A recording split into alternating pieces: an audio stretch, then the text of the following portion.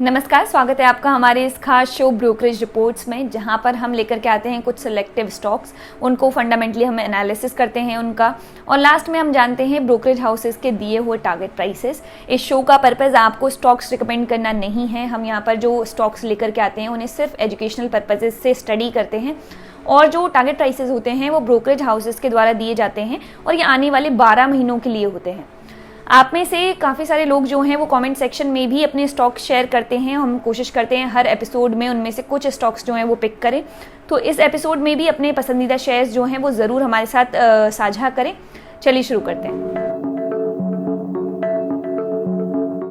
JSW infra के charts पर नज़र डालें तो लिस्टिंग से अब तक शेयर ने 99% रिटर्न्स दिए हैं, यानी कि आखिर साल अक्टूबर 2023 से अब तक शेयर ने 99% रिटर्न्स अपने इन्वेस्टर्स को दिए हैं। शेयर की लिस्टिंग हुई थी 143 रुपीज़ के करीब और अभी 314 रुपीज़ के करीब शेयर जो है वो ट्रेड कर रहा है। शेयर की नेट इनकम में लगातार ग्रोथ है। टोटल रेवेन्यू भी आखिर फाइनेंशियल से बेहतर है। टोटल एसेट्स की बात करें तो FY24 में काफ़ी बढ़िया ग्रोथ इनमें देखने के लिए मिली है, और दूसरी तरफ इनकी जो टोटल लायबिलिटीज़ हैं वो भी स्टेबल रही हैं। कंपनी ने अपना फ्री कैश फ्लो भी फिलहाल अच्छी तरह से मैनेज रखा है। अब एंट्री पॉइंट के लिए अगर शेयर को देखें तो share valuation wise over valued आपको नज़र आ सकता है। प्रॉफिटेबिलिटी के साइन अच्छे हैं और शेयर जो है वो फिलहाल ओवर प्राइस्ड है, लेकिन ओवरबॉट जोन में नहीं है। चलिए कंपनी के इनसाइट्स पर पहले एक नज़र डाल लेते हैं। JSW इंफ्रा FY24 से FY30 के बीच में 300 बिलियन INR इन्वेस्ट करने की प्लानिंग में है, ताकि इनकी जो कार्गो हैंडलिंग कैपेसिटी है उसे 2030 तक 400 मिलियन मेट्रिक टन्स तक ले जाया जा सके, जो कि अभी 170 मिलियन मेट्रिक टन्स पर है। आने वाले 3 सालों में 85 MMT तक अपनी कैपेसिटी बूस्ट करने की ये प्लानिंग में है। कंपनी अपने लॉजिस्टिक बिजनेस को भी एक्सपेंड कर रही है। 70.37% स्टेक नवकार कॉर्पोरेशन में एक्वायर ये करेंगे, जिसके थ्रू ये एक्सपेंशन जो है वो किया जाएगा। इसके अलावा JSW इंफ्रा एक स्लरी पाइपलाइन प्रोजेक्ट जो है उसको भी एक्वायर कर रही है, ताकि उड़ीसा में इनकी पोर्ट कनेक्टिविटी और एनहेंस हो सके। कंपनी ऑर्गेनिक और इनऑर्गेनिक दोनों ग्रोथ पर फोकस कर रही है, जिसमें नए पोर्ट्स डेवलप करना और अक्रॉस इंडिया टर्मिनल्स बनाना भी शामिल है। इनका जो एक्सपेंशन प्लान है वो गवर्नमेंट ऑफ इंडिया के प्राइवेटाइजेशन प्रोग्राम के साथ भी अलाइन होता है, और इनका एम है कॉम्प्रिहेंसिव लॉजिस्टिक सर्विसेज जो हैं वो नेशन वाइड ऑफर करना। आने वाले सालों में कंपनी में आपको स्ट्रॉन्ग ग्रोथ जो है वो देखने के लिए मिल सकती है। ऐसी उम्मीदें की जा रही हैं कि कंपनी में अच्छी ग्रोथ देखी जाएगी, और साथ ही इनके वॉल्यूम, रेवेन्यू और एबिटा और प्रॉफिट भी जो है वो भी उनमें बढ़िया ग्रोथ होने की उम्मीदें हैं। इसी के साथ ब्रोकरेज का टारगेट भी हम यहाँ पर डिस्कस कर लेते हैं। 22 अगस्त 2024 तक शेयर का करंट प्राइस है 313 रुपये, और ब्रोकरेज मोतीलाल ओसवाल ने यहाँ पर बाई की रेटिंग देते हुए जो टारगेट प्राइस दिया है वो है 390 रुपीज़। NMDC की बात करते हैं। सबसे पहले कंपनी के फाइनेंशियल और बैलेंस शीट पर नजर डालते हैं। कंपनी के चार्ट आप देखेंगे तो लाइफ टाइम में 35% के अराउंड ही आपको रिटर्न्स देखने के लिए मिलेंगे। आखिर 5 सालों में लेकिन कंपनी ने 150% के ऊपर रिटर्न्स दिए हैं, और साल भर में 85% के अराउंड इन्होंने रिटर्न्स अपने इन्वेस्टर्स को दिए हैं। कंपनी के नेट इनकम पर आते हैं। FY24 में जो रिपोर्ट हुआ है वो FY23 से ज़्यादा है, लेकिन FY22 और FY21 से आपको कम देखने के लिए मिलेगा। टोटल रेवेन्यू में भी ग्रोथ है, 22,600 करोड़ रुपए के ऊपर है, और पिछले फाइनेंशियल से बेहतर भी है।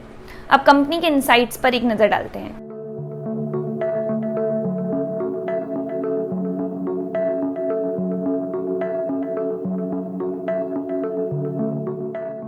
अब NMDC की कर्नाटका माइंस को करीब 26 बिलियन की लायबिलिटी उठाना पड़ सकती है, और इसकी वजह है सुप्रीम कोर्ट का एक रीसेंट जजमेंट। अगर स्टेट गवर्नमेंट इस जजमेंट को एनफोर्स करती है तो NMDC को इस अमाउंट को पे करना पड़ेगा, लेकिन NMDC के पास ये कॉस्ट अपने कस्टमर से रिकवर करने का ऑप्शन भी है।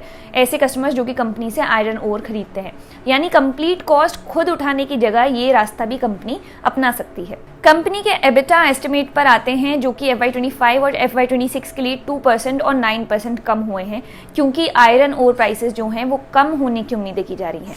इनकी Q1 FY25 के परफॉर्मेंस की बात करें तो NMDC के एबिटा में 17% ईयर ऑन ईयर ग्रोथ के साथ 23 बिलियन INR की बढ़त हुई है, showing an 11% quarter increase. Company के वॉल्यूम में 8% डिक्लाइन दिखा गया, जिसका कारण बना मई 2024 में वेज रिवीजन के चलते हुई एम्प्लॉय स्ट्राइक। प्राइस रियलाइजेशन की बात करें तो average realisation per tonne improved हुआ है by 3% quarter on quarter to ₹5,300, supported by 2 price hikes during the quarter. Expansion की बात करें तो NMDC 500 billion rupees mining capacity expand करने के लिए इन्वेस्ट कर रहा है।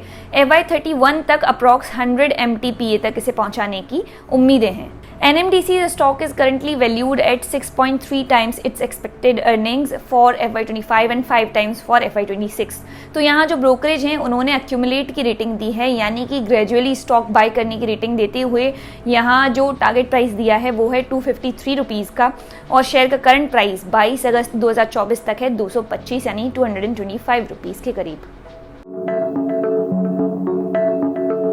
अब IRCTC की बात कर लेते हैं। IRCTC के सबसे पहले हम चार्ट्स देखते हैं। लिस्टिंग से अब तक शेयर ने 540% से ऊपर के रिटर्न्स दिए हैं और साल भर में 40% के करीब रिटर्न्स दिए हैं। नेट इनकम में FY23 की तुलना में ग्रोथ है। टोटल रेवेन्यू में भी अच्छी ग्रोथ है। टोटल एसेट्स में जहां एक तरफ अच्छी ग्रोथ हुई है, वहीं इनकी जो टोटल लायबिलिटी है वो काफ़ी हद तक स्टेबल रही है। IRCTC की बात कर लेते हैं। सबसे पहले इसके चार्ट्स अगर हम देखें तो लिस्टिंग से अब तक शेयर ने 540% से ऊपर के रिटर्न्स दिए हैं और साल भर में 40% के करीब रिटर्न्स दिए हैं। नेट इनकम में FY23 की कंपैरिजन में ग्रोथ है। टोटल रेवेन्यू में भी अच्छी ग्रोथ है। टोटल एसेट्स में जहां एक तरफ अच्छी ग्रोथ हुई है, वहीं जो इनकी टोटल लायबिलिटीज़ हैं वो भी काफ़ी हद तक जो हैं वो स्टेबल रही हैं, मैनेज्ड हैं FY24 में। फ्री कैश फ्लो भी इनका ठीक ठाक है। साल दर साल ग्रोथ है, लेकिन FY23 से थोड़ा कम देखने के लिए आपको मिलेगा, पर उसके काफ़ी और भी कारण हो सकते हैं। अगर एंट्री पॉइंट की नज़र से शेयर को देखें तो फिलहाल परफॉर्मेंस वाइज लो रहा है। वैल्यूएशन वाइज ओवर वैल्यूड आपको नज़र आएगा। ग्रोथ इसकी मॉडरेट है, जैसा कि हमने चार्ट्स पर भी देखा। प्रॉफिटेबिलिटी के साइंस अच्छे हैं। शेयर ओवर प्राइज्ड तो है, लेकिन ओवरबॉट जोन में नहीं है। चलिए कंपनी के जो बाकी के इनसाइट्स हैं वो डिस्कस कर लेते हैं। देखिए, IRCTC की अर्निंग तो उम्मीद के मुताबिक थी, लेकिन ऑपरेशनल परफॉर्मेंस इनकी कमज़ोर रही, जिसमें एबिटा मार्जिन जो है वो 33.5% के करीब ही रहा, जबकि उम्मीद की जा रही थी इसके 35.3% के करीब रहने की। अब कंपनी की जो इंटरनेट टिकटिंग सेगमेंट में ग्रोथ है वो भी काफ़ी कम हो गई है और इसमें इजाफा भी अब देखने के लिए नहीं मिल रहा है। फिलहाल 83% टिकट जो हैं वो ऑनलाइन बुक किए जा रहे हैं। एडिशनली एक सिग्निफिकेंट पोर्शन है जो कि UPI पेमेंट के थ्रू बुक किया जा रहा है, जिसमें कंपनी के पास कम प्रॉफिट मार्जिन जो है वो जनरेट होते हैं, और इसी का रिजल्ट है कि कंपनी की ओवरऑल प्रॉफिट मार्जिन बढ़ने की जो उम्मीदें हैं वो अब कम हो गई हैं, यानी ये एबिलिटी जो है वो इनकी कम हो गई है थोड़ी।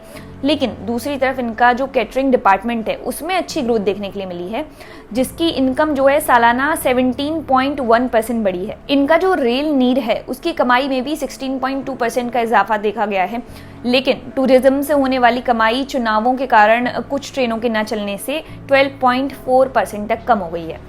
कुल मिलाकर एबिटा में सालाना 9.3% की बढ़ोतरी हुई है। पैट 7.5% बढ़ा है।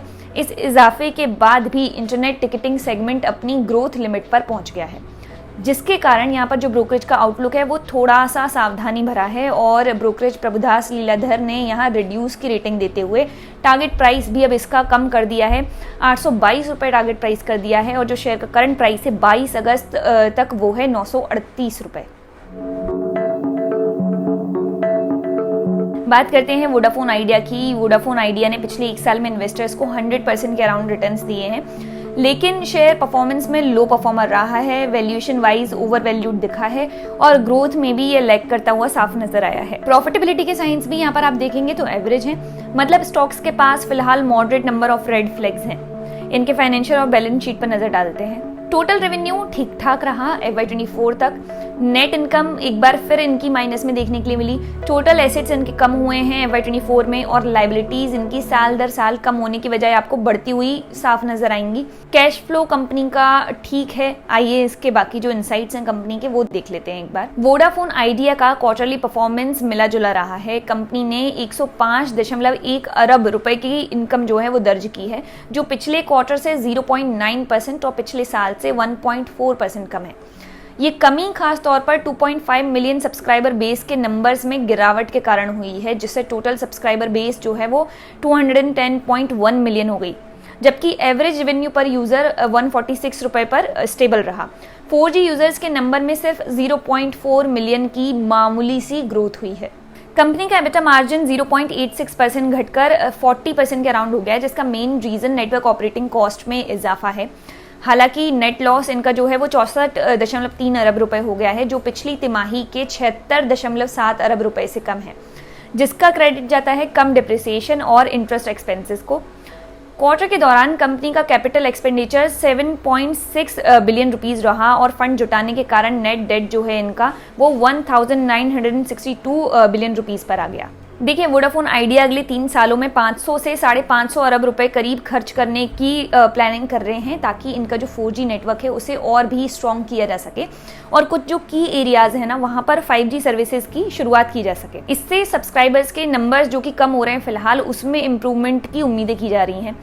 कंपनी की इनकम और एबिटा में FY24 FY26 के दौरान 13% और 16% का इजाफा होने की गुंजाइश है, लेकिन फिर भी बाकी माइनस पॉइंट्स को ध्यान में रखते हुए यहाँ पर जो ब्रोकरेज हैं वो बहुत ज़्यादा बुलिश नज़र नहीं आ रहे हैं और यहाँ पर ब्रोकरेज सेंट्रम ने सेल की रेटिंग को अपने बरकरार रखा है। टारगेट प्राइस भी शेयर का कम कर दिया है, इसे 11 रुपये कर दिया है टारगेट प्राइस, जबकि शेयर का जो करंट प्राइस है 22 अगस्त 2024 तक वो है 16 रुपये 11 पैसे के आसपास। बात करते हैं HPCL की। सबसे पहले शेयर के फंडामेंटल्स पर नजर डाल लेते हैं। लाइफ टाइम चार्ट में 8% से ऊपर के रिटर्न्स आपको दिखेंगे, 5 सालों में 150% से ज़्यादा और साल भर में 130% से ऊपर के रिटर्न शेयर ने दिए हैं। शेयर की नेट इनकम में FY24 में बढ़िया ग्रोथ है। टोटल रेवेन्यू FY23 से कम है, लेकिन बाकी फाइनेंशियल की तुलना में यहाँ पर आपको ग्रोथ देखने के लिए मिलेगी।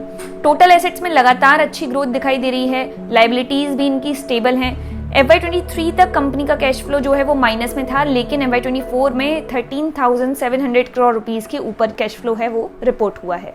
शेयर एंट्री पॉइंट की नज़र से देखें तो परफॉर्मेंस और वैल्यूएशन वाइज एवरेज है, ग्रोथ में भी लैग करता हुआ नजर आया है। प्रॉफिटेबिलिटी के साइंस अच्छे हैं, लेकिन एंट्री के हिसाब से शेयर जो है वो भी फिलहाल अंडर प्राइस्ड ही है और ओवरबॉट जोन में भी नहीं है, तो एंट्री के हिसाब से ये एक इनका प्लस पॉइंट है।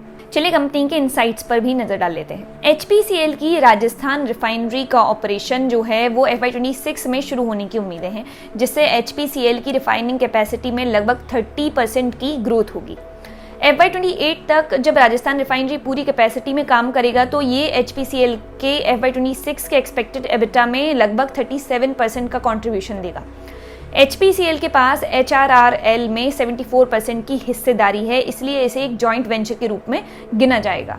राजस्थान रिफाइनरी की शुरुआत ऐसे समय में हो रही है जब रिफाइनिंग की गोल्डन एज मानी जा रही है। 2024 से 2030 के बीच ग्लोबल नेट रिफाइनिंग कैपेसिटी में 3.3 मिलियन बैरल पर डे इजाफा होने की उम्मीदें हैं।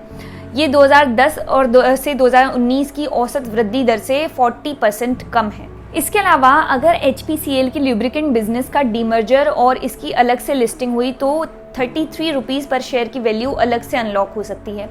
सभी बातों को ध्यान में रखते हुए यहाँ पर जो ब्रोकरेज मोतीलाल ओसवाल हैं उन्होंने बाई की रेटिंग देते हुए यहाँ पर जो टारगेट प्राइस दिया है वो दिया है 460 रुपीज़ और 22 अगस्त 2024 तक शेयर का जो करंट प्राइस है वो है 410 रुपीज़ यानी 410 रुपये। तो आज के इस एपिसोड में इतना ही। अपने पसंदीदा स्टॉक्स जो हैं वो हमारे साथ कमेंट सेक्शन में ज़रूर शेयर करें। अगले हफ्ते फिर मुलाकात होगी इसी समय इसी शो में। तब तक के लिए मैं ऋतु शर्मा आप सभी से लेती हूँ इजाज़त। नमस्कार। If you like this video, then like, share and subscribe to ET Now.